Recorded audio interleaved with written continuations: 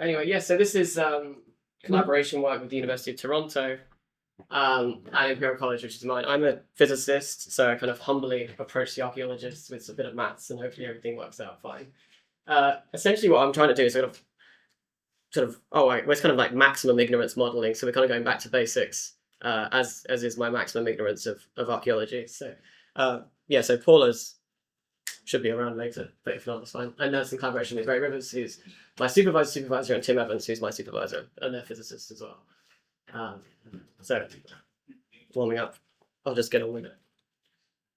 So there's two modeling frameworks, one in which you get some of the inductive and deductive modeling. So the inductive modeling is derived from patterns and observation of data. This would be kind of like, oh, let's have big data, let's kind of extract the patterns perhaps humans don't see.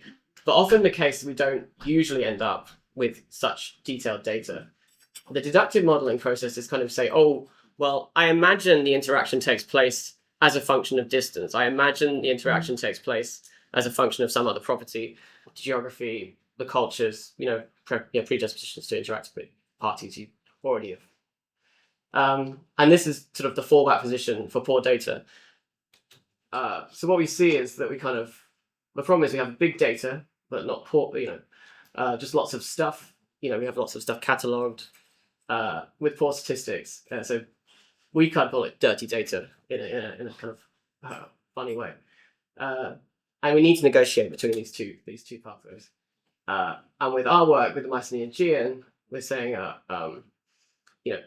let's kind of put two and two together in terms of deductive and inductive modeling and try and reach something in between.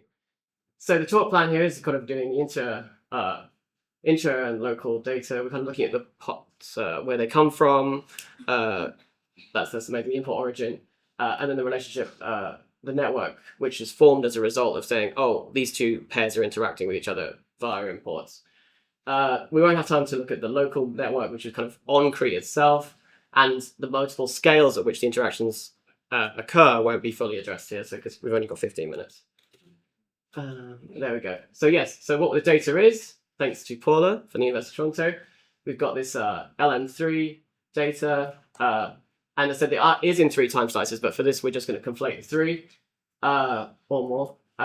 We've got 5 deposition sites, Moklos, Konos, Hania, Palapestra, and these ones. And then we've got basically 9,000 pots, which is kind of huge data set for this type of data. But utilizing it is not completely trivial. So we've got kind of, these are the classifications it falls onto. There's the settlement sites. We've got amphoras, cups, jars, calyxes, and then this all comes as thanks from Paula. So here's another plot. So we're looking at these sites on Crete, so this is the 5 we're looking at, and these are the many others that are recorded on the site. On the island. So there's two interrelated things going on here. So what we're trying to establish is whether the relationships and the positions kind of already push this kind of, let's see what the Mycenaean influence is, and can we infer that? Anyway, so this is kind of the whole, what we call the big potato, with 5 distribution sites and then 41 endpoint origins. So local data from 5 sites in Crete, it's a very little picture. We don't have quite enough data to do big data. We have enough to not just throw it in the bin and just go back to kind of purely theory modeling. The simplest null model we can think of is just looking at what our proximity to the coast is, and where the coast the amount of accessible coast kind of just leads to the size of settlement as a result. So the inspiration for this kind of derives from this paper, where you can plot quite a good fit, relationship wise, towards the amount of coastline accessible from a settlement and the size the settlement became. So we'll keep that in mind as we go forward. So what I went for is a kind of an attachment protocol. It's quite simple. What we're saying is there's a lower bound where basically it's the same place where you are now. So I'm not going to kind of talk to you. It's kind of like your grandma's house or your parents' house. I can just walk down there anytime I want. So, it's not that's not the interaction scale of interest.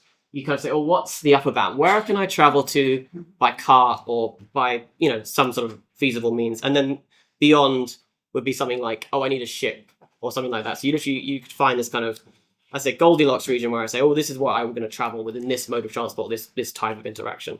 And then I connect. As I said, it's just right. So as we form these networks, this is from 200 kilometers kind of attachment protocol, you actually recover quite nicely what would be the kind of Mycenaean influence as judged by Tartar as one source. And you kind of just get this for free just by attaching and connecting the dots as I have. And then we kind of keep expanding. And then we start to see the longer scale interactions, which occur about 450 kilometers, stuff like that. Now, this can be represented in a graph, which is, I'm hoping this is kind of what you guys want in computational methods. What you see, interestingly, is that this characteristic length scales of interactions occurs sort of, just before 200 kilometers. You see they're all balanced, which is, and you kind of learn that that's about the characteristic length scale of interactions, sort of around 100. And this is for degree centrality. So this is the number of nodes you can get to in kind of one jump. So kind of direct forms of travel. So now the next centrality we'll look at is between centrality, which is like the largest numbers of shortest paths, like a stop-off point, for example. And what you see here is very interesting, like high sensitivity around about 120, 100 and something kilometers. So what you see is that the system is inherently very sensitive to that thing, which is almost exactly the characteristic sail of a Mycenaean ship, about 120, 150 kilometers range. So he's kind of saying, oh, the settlements are placed exactly in the right place such that you can jump and use these kind of, so it's like, oh, everything's placed as it should be. And if it wasn't there, then the ships wouldn't quite get there in time. And then, so the attachment protocol, indeed, in the gist of it is a kind of, I look at this range, I connect, and then I check how central I am. I move, I check how central I am. I go bigger range, check how central I am. And then what you see here is very interesting sensitivity at the very large range, which is where I start to connect to the wider regions and not just the kind of the Mycenaean influence. So, it kind of just interestingly gives you a bit of a we are sensitive to distance, and this is the characteristic length scale of travel. And I said any unexplained things, we kind of the winds and tides and these other more detailed explanations may be required. So just in terms of an interesting computational check, I use a kind of a method called jackknifing, which is essentially where I remove one node, check any of these values are still true. I said I don't know if equations are too much here, but it's quite simple. So this is kind of what I call like a graph card, and then the ensemble of cards is the whole thing. The methodology is basically you kind of remove a node, do the same computation, and do that for every node, and just check everything doesn't go crazy as a result of flicking one of them out. Basically, you recover almost identical graphs. So you can say, oh, well, actually, the system's quite robust. So actually, if I remove one node, it's not critical. Perhaps, you can move up to maybe like 6 or something like the square root of the total value if you really wanted to test this out. But you can still see that these are quite persistent. So there's no one outlier settlement that's kind of really throwing this off. Although towards the end, it is interesting. And then we look at the variance of this, which is kind of like the spread of these guys, and you see kind of this is all quite variable. These are very, very small actually, although it is increasing. And interesting, you see this big jump in variance here, which again indicates the where Palacastro, which is at the east of the island, suddenly connects to the big cluster and just goes. So you can see that again, rather than showing the robustness of the network, it shows another layer of double sensitivity to these length scales. So you kind of see, especially here with this variance one, between this, it's like, oh yes, I travel about 150 kilometers. That's really important to me. And then I have another guy about 4 something else, which is probably when I visit grandma for Christmas, who lives in Cyprus or something. I don't know. So yeah, it's kind of, and it kind of ties in a lot of work on strength of weak ties and stuff. But yeah, how am I doing? Yeah, cool. So then, so what we're kind of saying basically is that these models are super simple, right? I'm just going, oh, can I talk to this guy?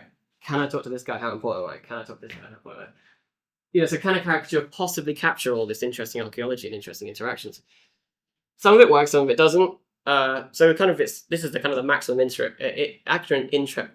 maximum ignorance approach which we're trying to adopt, where you say, well, let's look at the simplest possible null models which can't possibly work. And then they do, but not all the time. And I think that's the message here. So you're picking out sensitivities and interest to the situation you're in. So so the null models are too simplest by definition. Let's learn more about looking at, let's talk to the archaeologists. So these are the input oranges as they come in. You can see all this kind of makes sense. It's coming like round the island. It's coming down the island. It's coming. This kind of makes sense. This kind of makes sense. And then you kind of have these Egyptian ones that kind of make sense. The Cyclades. Oh wait, now we've got this kind of Komos is over important. Okay, so people are around the island. Does that make sense? Sorry, let me get. Oh, 5 here. And then there must be some reason why.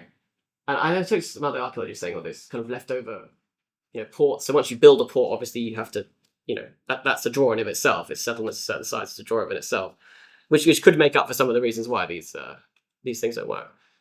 Yep. So perhaps a more sophisticated approach. This is one of the possible. There's a task run and go.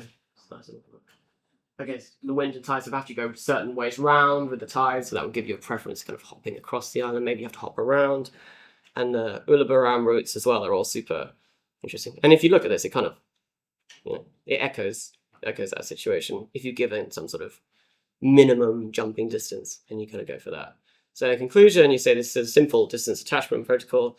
We show the emergence of a Mycenaean influence, as it were, and this component is going to be accounted for. You've got Komos appears to be very important, possibly due to some sort of skewed data. You can't always throw that out. And also it's a really supremely diverse range of imports. This goes against some distance assumptions, so we can maybe make up for those with the archaeologists. And then a caricature of a complex system, simplest one, can capture the characteristics of trade interaction. As I said, moving forward, it's just a matter of doing this on the smaller scale, bigger scales, and we've also begun looking at whether open and closed pottery kind of travels differently, whether a closed vessel is something for travel and open vessels for I don't know, ritualistic. Paula taught me some things. and then again, splitting the time slices would be awesome. So I'll see you later. But thank you for listening.